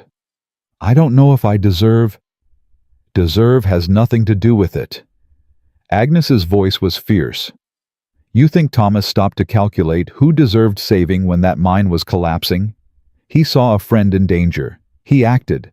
That's what good people do." She squeezed his arm. "Be good people, Sam Thornton. That's all my son would have wanted." Sam covered her hand with his. "I'll try. Trying's all any of us can do." The door opened again, and Judge Cole entered. His face was grim but determined. "I've reviewed all the evidence Mrs. Brennan provided. I've also spoken with several witnesses who corroborate her claims about the mine collapse." He paused. "And I've issued an arrest warrant for Mrs. Prudence Keller." Josie's breath caught. "Arrest warrant? For conspiracy to file false charges, for obstruction of justice, for assault." He nodded toward Agnes. And that's just the beginning. The territorial prosecutor will be investigating her husband's role in the mine disaster as well. There may be civil liability for the company. What does this mean for Clara? Sam's voice was urgent. Judge Cole turned to face them all. Sam and Josie Agnes and Clara herself. It means that the custody hearing tomorrow will proceed as planned. But given the circumstances, my recommendation to the court will be clear. He looked directly at Sam. Mr. Thornton, you are Clara's legal next of kin. You've demonstrated your commitment to her welfare, and you've surrounded her with people who love her, a wife, a grandmother, a community that's coming to see you for who you truly are. So she stays with us. Clara's voice was small but hopeful. Judge Cole smiled, the first genuine smile Josie had seen on his face. That will be my recommendation. Yes. Pending formal court approval, Clara May Brennan will remain in the custody of her uncle Samuel Thornton and his wife Josephine Thornton. Clara threw herself at the judge, wrapping her arms around his legs. Thank you. Thank you. Thank you. Thank you. Judge Cole looked startled, then patted her head awkwardly. You're welcome, child. Now if you'll excuse me, I have a warrant to execute. He left, and for a moment the room was silent. Then Clara looked up at Sam. Does this mean we're really a family now, like officially? Sam knelt down to her level. It means we're on our way to being official. But Clara, we were always a family. From the moment you stepped off that train, maybe even before. Before. Sam's voice was thick. The night I got that letter from the lawyer telling me about you, I didn't sleep. I stayed up all night thinking about your daddy, about the friend I lost, about all the years I wasted feeling sorry for myself. He touched Clara's cheek, and I realized that God or fate or whatever you want to call it had given me a second chance, a chance to do something right, a chance to be the man Tom believed I was. Clara's eyes filled with tears. Daddy would be proud of you. I hope so. Sam pulled her into a hug. I hope so, sweetheart. Agnes moved closer to Josie, lowering her voice. That's a good man you married. I'm beginning to realize that. Josie watched Sam and Clara embrace. I married him to save a child. I didn't expect to start caring for him. Josie didn't answer. She didn't have to. My son used to say that love sneaks up on you. Agnes's voice was soft. He said it never comes when you're looking for it. It just appears one day, and suddenly you can't imagine your life without it. Josie's throat tightened. I'm not sure I know how to love anymore. I've spent so many years keeping people at a distance. So has he. Agnes nodded toward Sam. Maybe that's why you fit together. Two broken people learning to be whole again. Clara wriggled free from Sam's embrace and ran to Josie, throwing her arms around her waist. You're part of our family too, you know. Am I? Uh-huh. Clara looked up at her with absolute certainty. You married Uncle Sam. You fought for me. You ran through alleys and talked to judges and didn't give up even when everything went wrong. She paused. That's what family does. Josie felt something crack inside her chest. The walls she had built so carefully, the barriers that had kept her safe for so long, they crumbled. She knelt and gathered Clara into her arms. Over the child's shoulder she met Sam's eyes. He was watching her with an expression she couldn't name. Something raw, something hopeful. Thank you, he mouthed silently. Josie didn't know what to say, so she just held Clara tighter and let the tears fall. They were still in the sheriff's office when the news came. A deputy burst through the door, breathless. Sheriff, they found Mrs. Keller. Harker rose immediately. Where? At the train station. She was trying to board the evening express to Denver. Arrest her. Already done, sir, but that ain't the interesting part. The deputy's eyes were wide. When they searched her bags, they found documents, financial records. Looks like she's been embezzling from her own company for years. skimming money, hiding it in accounts nobody knew about. Josie's eyebrows rose. So she wasn't just covering up her husband's crimes. She was committing her own. Harker shook his head. Prudence Keller, richest woman in the territory, and she was stealing from herself. Not from herself. Agnes spoke up, her voice cold. From the families of the men who died in that mine. Marcus Keller set up a compensation fund after the collapse, paid hush money to widows and orphans, but I always suspected the fund was underfunded, that he was keeping some of the money for himself.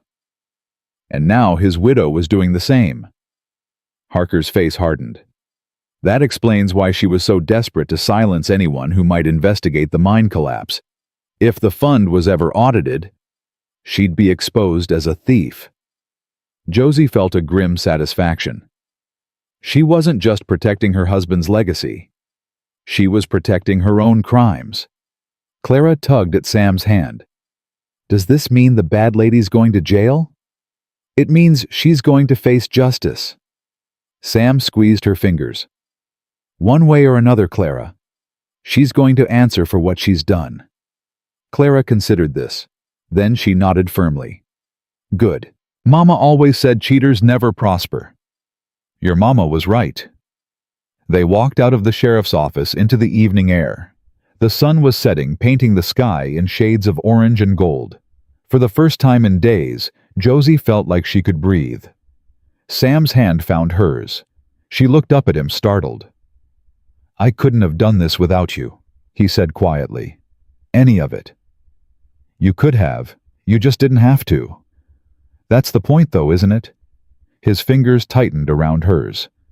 I've spent 10 years trying to do everything alone, trying to prove I didn't need anyone, and all I proved was that I was stubborn and scared.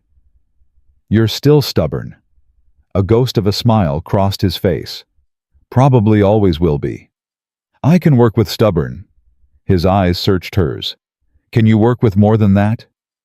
Josie's heart hammered. She knew what he was asking, knew that this moment was a crossroads, a choice that would shape everything that came after. She thought of the boy soldier who had died in her arms.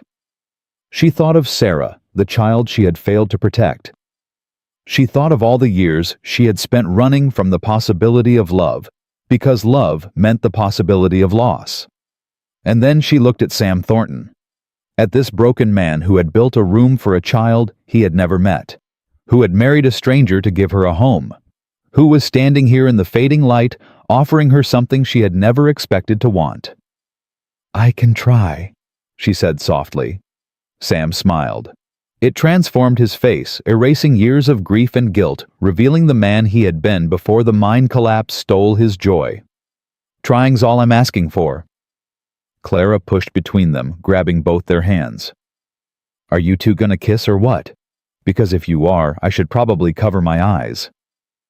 Josie laughed. Sam laughed. And somewhere in the distance, Agnes Brennan watched with tears streaming down her weathered face. 3 generations of Brennans. 3 people bound by blood and loss and love, and one family finally coming together. The morning of the custody hearing arrived with a stillness that felt almost sacred. Clara had barely slept. Josie found her sitting on the edge of her carved bed at dawn, clutching Agnes's locket in one hand and her ragged doll in the other. What if the judge changes his mind? Josie knelt beside her. He won't. But what if he does? What if Mrs. Keller said something from jail? What if she paid someone else to lie? Clara. Josie took both the child's hands in her own. Look at me. Clara's gray eyes met hers, filled with fear that no 6-year-old should know. Whatever happens in that courtroom today, you are not alone. You have Uncle Sam. You have your grandmother. You have me. Josie squeezed her fingers. And nothing, not money, not lies, not all the power in the world can take that away. Clara's lower lip trembled. Promise? I promise. Sam appeared in the doorway, dressed in his wedding suit, his hair combed, his beard neatly trimmed. He looked like a different man than the desperate stranger who had walked into Josie's apothecary a week ago. The wagon's ready. His voice was steady, but Josie could see the tension in his shoulders. "Agnes is waiting outside." Clara slipped off the bed and walked to Sam. She reached up and straightened his collar with surprising seriousness. "You look handsome, Uncle Sam." His expression softened. "You think so?" "Mama always said a man should look his best when he's fighting for something important." Clara smoothed the fabric one more time. "Are you fighting for me?" Sam dropped to one knee. "I've been fighting for you since the day I learned you existed, and I ain't gonna stop." Clara threw her arms around his neck. Sam held her tight, his eyes closing, his face pressed into her hair. Josie watched them, her heart full to bursting. 1 week ago, she had been a woman running from her past, hiding behind walls of professional distance and careful solitude. 1 week ago, she had convinced herself that caring for anyone was too dangerous, too painful, too likely to end in loss. Now she stood in a small cabin in the mountains, watching a broken man hold a grieving child, and she understood something she had spent years denying. Love was always a risk, but some risks were worth taking. The courtroom was packed. Word had spread through Copper Springs like wildfire. Everyone wanted to see the conclusion of the drama that had consumed their town: the mysterious marriage, the orphaned child, the downfall of Prudence Keller. Josie sat in the front row. Clara pressed against her side, Agnes on her other flank. Sam stood alone at the defendant's table, though he was no longer a defendant. Judge Cole had dismissed all charges against him the night before. Today was about Clara. Only Clara. The judge entered, and the room fell silent. He took his seat, shuffled papers, and then looked up at the assembled crowd. "This hearing is convened to determine the permanent custody of Clara May Brennan, age 6, orphaned daughter of Charlotte May Thornton Dawes, deceased, and Thomas James Brennan, also deceased." He paused. "The petitioner for custody is Samuel Thornton, maternal uncle of the child. Are there any other parties claiming custody rights?" Silence. Judge Cole nodded slowly. "For the record, the previous petition filed by Mrs. Prudence Keller has been withdrawn, given her arrest on multiple felony charges. Mrs. Keller is currently in territorial custody awaiting trial."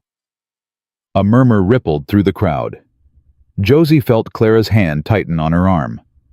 "Mr. Thornton." The judge turned to Sam. "Please approach." Sam walked forward, his boots loud in the quiet room. He stood before the judge's bench, his hands at his sides, his chin high. "Mr. Thornton, you are petitioning for full custody of your niece Clara May Brennan. Is that correct?" "Yes, sir." "And you understand the responsibilities that come with such custody, the financial obligations, the educational requirements, the moral guidance a child needs?" "I understand, Your Honor." "You were a stranger to this child 2 weeks ago. You had never met her, never corresponded with her, never even known of her existence." Judge Cole's voice was measured. "What makes you believe you are qualified to raise her?" Sam was quiet for a moment. When he spoke, his voice was rough with emotion. "Your Honor, I ain't qualified, not by any standard measure. I've got no experience with children. I've spent the last 10 years living alone, avoiding people, hiding from my own guilt." He paused. "But Clara's father saved my life. He pulled me out of a collapsing mine when he could have saved himself.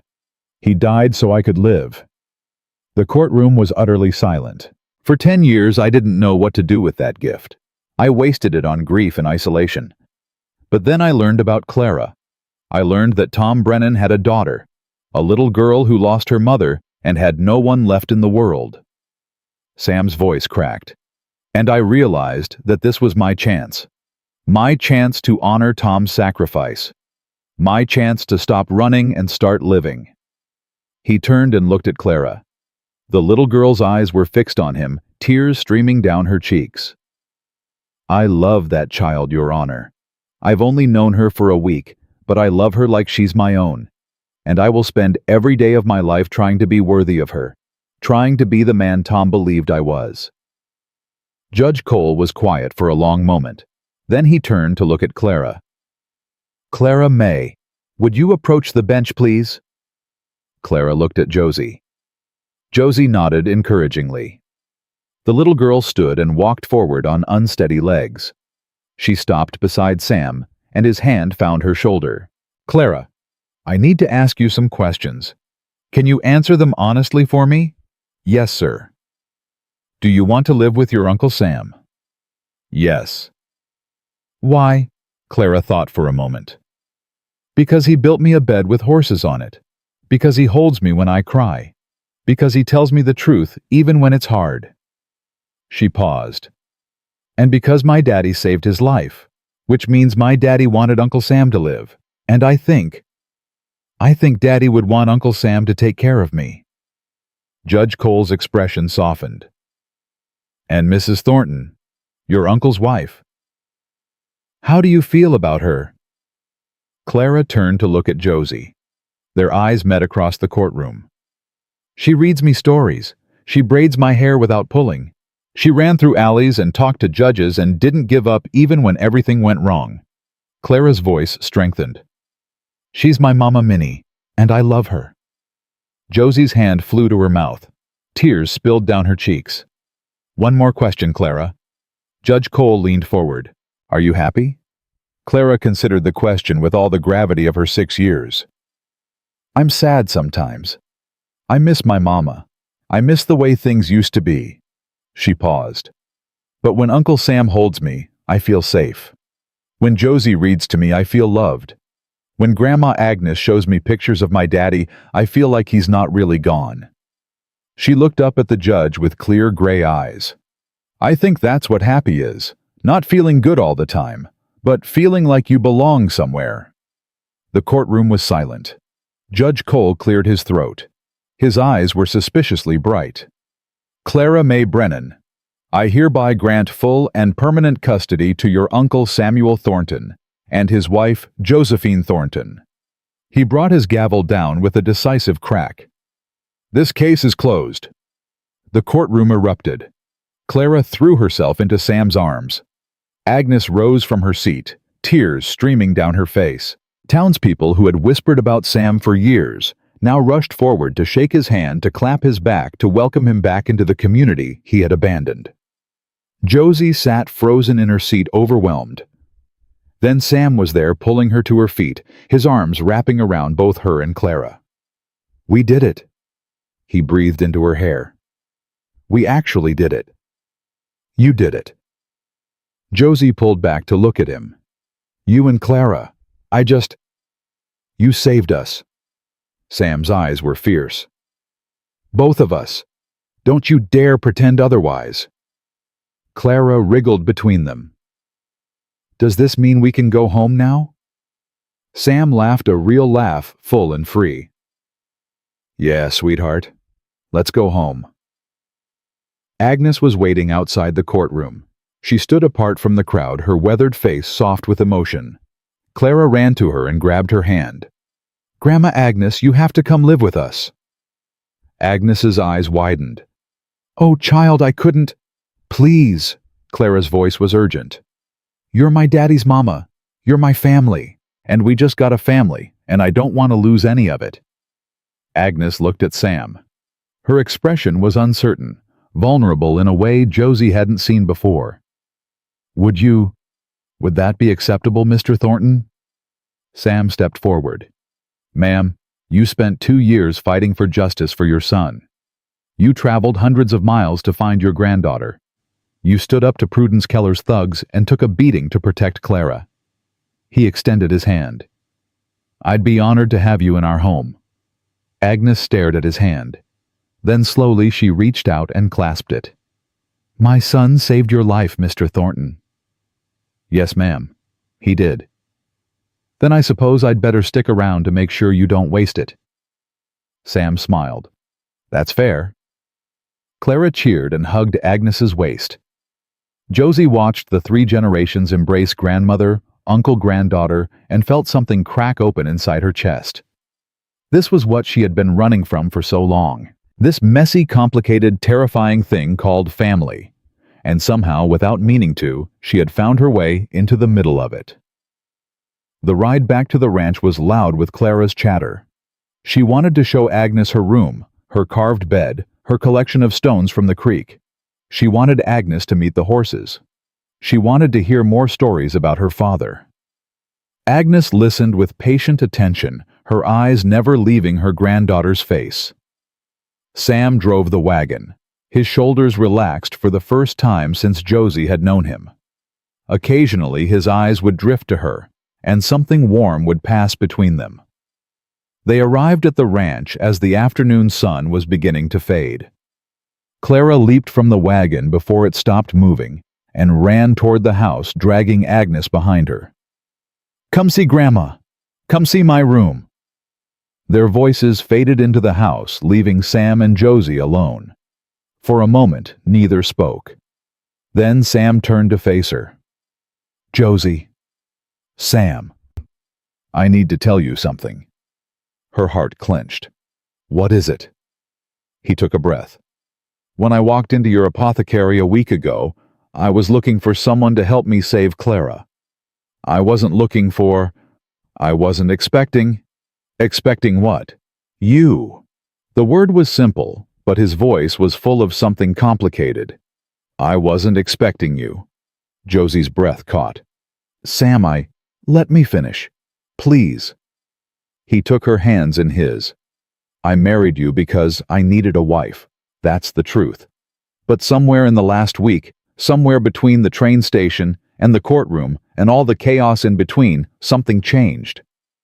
"What changed?" "I started wanting you to stay. Not for Clara. Not because we need to keep up appearances." His eyes searched hers. "For me. Because when you're around, I remember who I used to be. Before the guilt. Before the hiding. Before I forgot how to live." Josie's eyes burned with tears. "I was broken when I came to Copper Springs. I thought I couldn't love anyone because loving meant losing.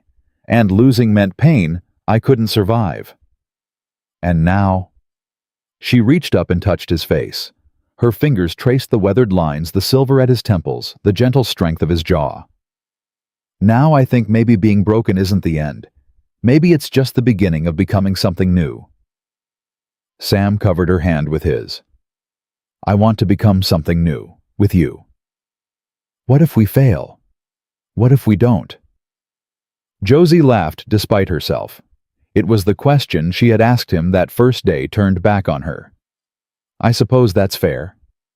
Sam leaned closer. His forehead touched hers.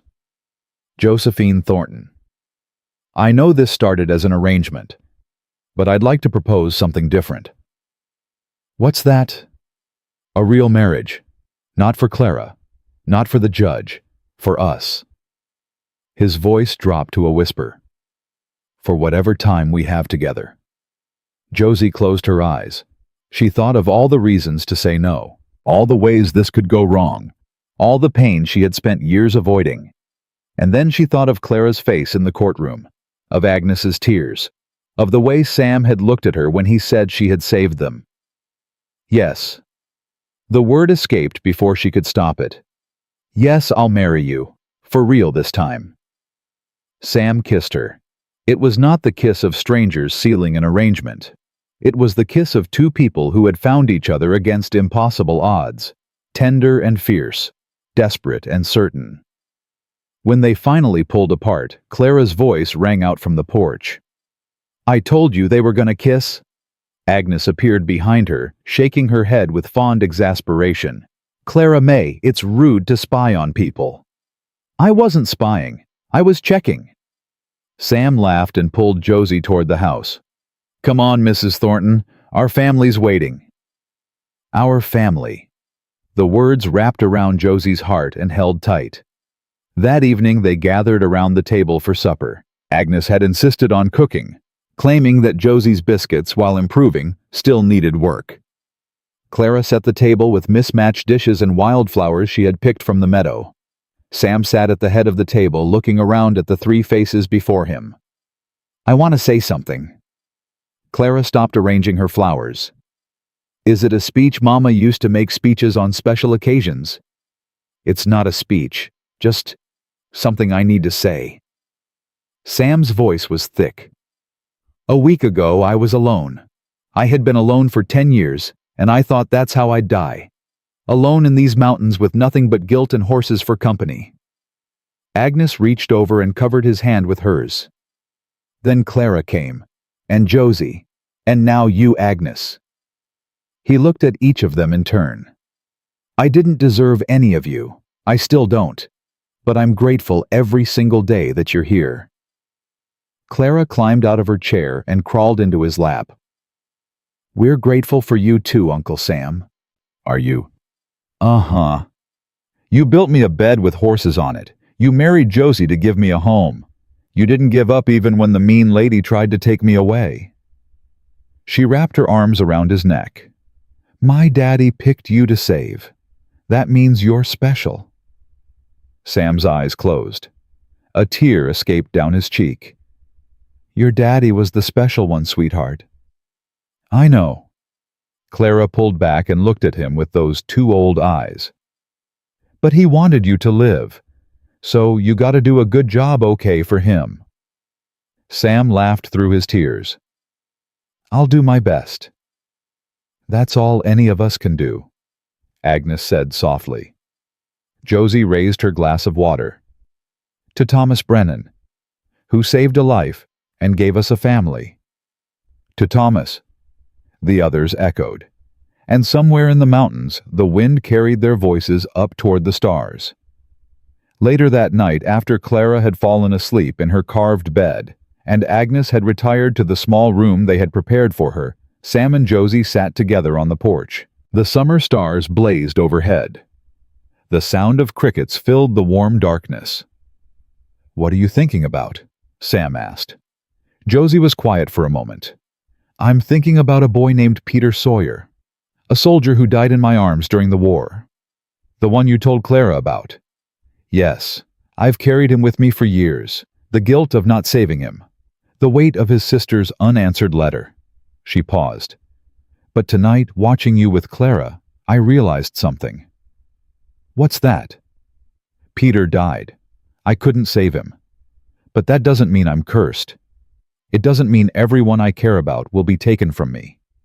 She turned to face Sam. "It just means I'm human. And being human means accepting that we can't control everything." Sam nodded slowly. "Tom Brennan used to say something like that. He said guilt was just love with nowhere to go." "That's beautiful." "He was a beautiful soul." Sam's voice was thick. "I spent 10 years hating myself for surviving when he didn't. But now I understand. He didn't save me so I could waste my life in grief. He saved me so I could live.